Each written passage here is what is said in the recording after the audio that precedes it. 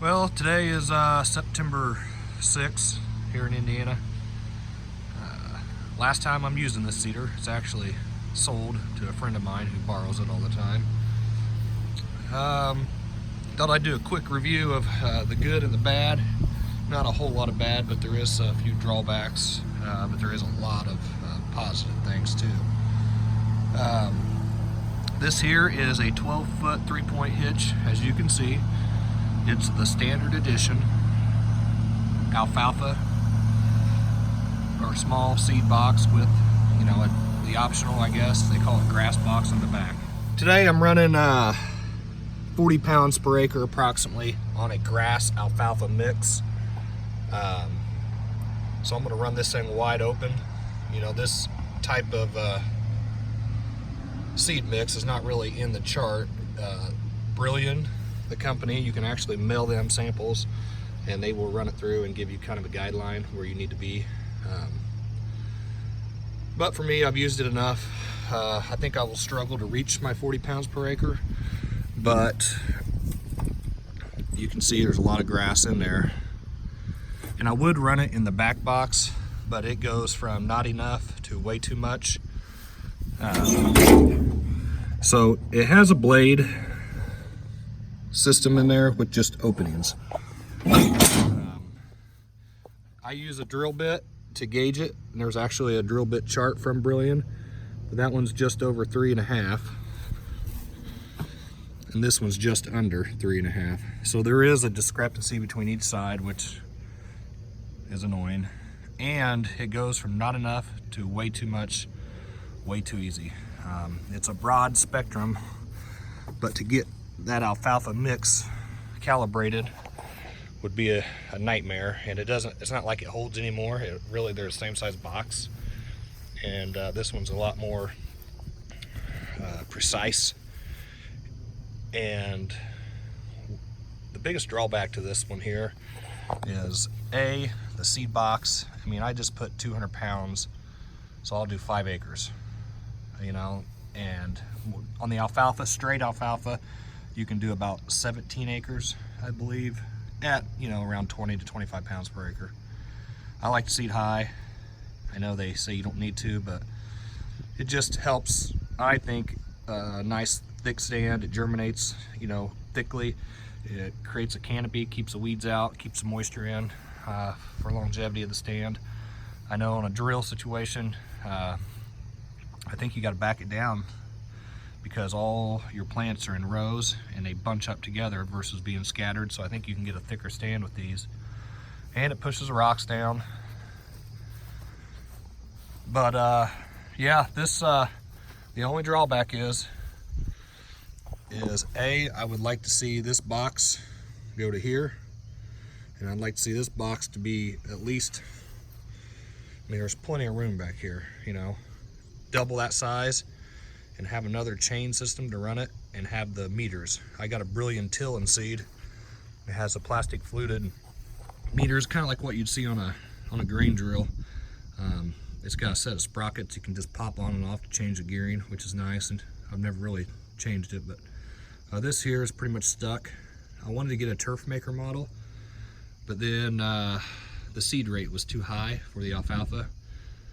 You know, like on number 2, I believe it was coming out to be 25 pounds per acre, and the more you choke this down and spin it faster, I think it'll bridge more, so in my opinion. But it's a good seeder. The 3-point hitch, I actually, I don't know if you can tell, but I had to cut this bar off and re-weld it to make it shorter, because when you go to hit your hook up your 3-point hitch, you were fighting against this bar here. So I actually cut the tine track remover and moved it back a few inches. I think they use the same one on the pull type hitch, but so the 3-point hitch, I like it. You can't really turn with it because it wants to scoot, so it's more of a drive straight and gradual curves. But you know, if you had a rear pull behind, I think you can go through some curves a little better. This does a nice job of getting down the road. I don't have duals, but I think if you have a tractor set up on duals, it'll cover your dual tracks pretty easy, or right at that, so that's easy to get down the road. I had a 120 Farmall, and it wanted to tip it side, quite a bit because it was a little narrower, and it was all pretty much, I mean, it handled it fine, but you could tell it was back there. I actually used the front end loader on a Farmall 120 and made a category 2 3-point hitch to skid steer attachment, so I could pick this thing up, and granted I could pick it up and drive forward and backwards and set it on my trailer, chain it down, and then pull the tractor up on the back of that gooseneck, and I could transport the tractor and the seeder long distance. If you had the wheels on it, a 12-footer, you're getting 15-foot wide. It's easy to just hook onto a half-ton truck and pull it, but it's a challenge to get down narrow roads. So yeah, it does a great job. There's not much to it. You got your adjustment right here, which I've opened it wide open just because I think I'm going to need it. I'll test it as I go. But you got your settings right there, like a 1, 2, 3, A. There's a 2 mark, but you just look at the chart in the box, adjust it accordingly, and then you can spin it so many times and collect the seed, calibrate it, but I usually just run a little bit and do the math. It works out pretty good. It's pretty easy to get accurate on this. The back box, you can burn through a lot of seed in a hurry. It's pretty heavy duty. When you take it off, it has a pin right here that keeps it from rocking backwards, and sometimes I ran with it in the park position or unhooked position, and it's kind of gnarled that up a little bit. It's springtime here in Indiana on the heavy clay. If you get it in too late with this, there is a drawback. So my drawback would be a grain drill on the grass later in the spring. I say May 1, middle of May, we get hot and dry. So we'll get 1.5 inches of rain, 2 inches of rain, and that turns 90 and windy, and it really dries out the top really fast. And sometimes the alfalfa does pretty good at germinating on one rain, but sometimes the grass, it just doesn't want to germinate that shallow, versus if you had a grain drill and you had it in the ground a little deeper to that moisture, it would do a little bit better. I've cut a lot of alfalfa for the dairy, and I thought this was the only way to go, but after mowing hay, alfalfa hay for silage for the dairies, and they were put in with the drill, when I'm talking 200-acre fields, the stands are really nice. They do really well.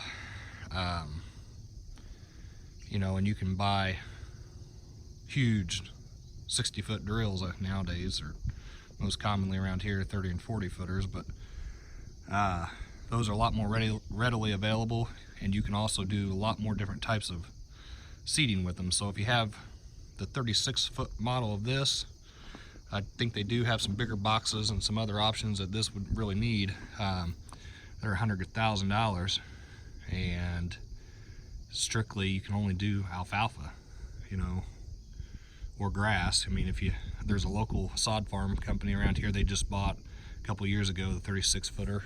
They seed their sod with it. I tried to get them to let me borrow it, but we actually ended up putting 450 acres in with 2 of these.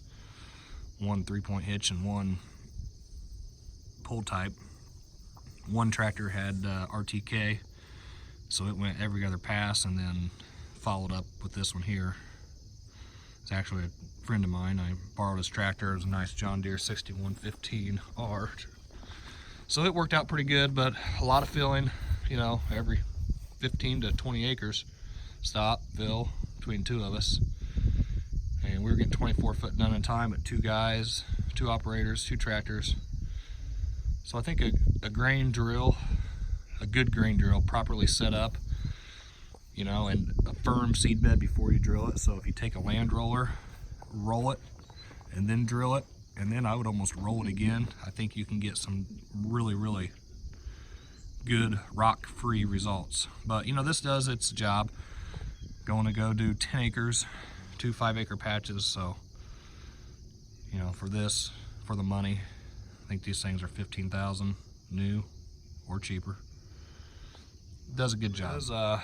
We got a lot of clay, so even though it's dry on top, these actually remove your tire tracks, and then that pulls moisture up, and that moisture sticks right here. So I think they make a scraper kit, and I don't know how that would work because I think these things can move side to side pretty easily. And if you got one off, I could see them catching, and that'd be a disaster. But they haven't moved. They moved a little bit when we first got them. We adjusted them side to side to play, so it hasn't moved a whole lot now. But definitely would recommend a scraper kit on my next one.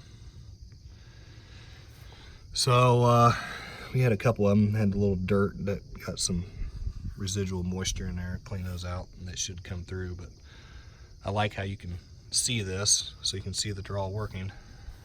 Whereas the backside, you can't really tell if there's a clog. But it's a good unit. Getting ready to go to work with it. Just waiting on the dew to dry. All right, we're gonna do a real world test here. This soil is just still a little bit too wet.